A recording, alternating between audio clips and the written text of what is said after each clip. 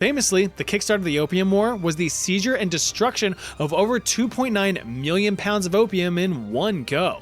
The British were not pleased with getting shafted out of payment for the product, so they demanded reparations.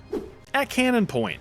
Just a year later in 1840, a British naval fleet positioned itself off of China's eastern coast and began bringing the heat, bullying various islands into submission as to establish a base of operations. Let's take a look at the roster for both sides. The British in this campaign commanded over 19,000 soldiers and 37 ships. Standing in China's corner, though, was an estimated 100,000 mobilized infantry. China had the numbers, but Britain had the technology. Chinese fortresses? Demolished. Resistance groups? Destroyed. Innocent civilian generational homesteads?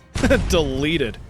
Campaigning up the Pearl River, the British blasted their way to the Chinese commercial heart of Canton, still hell-bent on getting their compensation.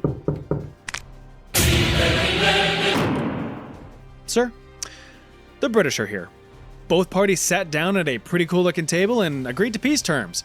But the overarching powers in charge, mainly the Qing Emperor and the British Foreign Secretary, refused said terms, prompting the supersaturated British to withdraw from the Pearl and shoot up the Yangtze River to clog any and all economic arteries. This forced China to renegotiate the peace conditions, resulting in the drafting of the Treaty of Nanjing in 1842. As a result, opium usage remained illegal, but new trade ports would be open to British imports, which, hilariously enough, was still royal shit tons of opium.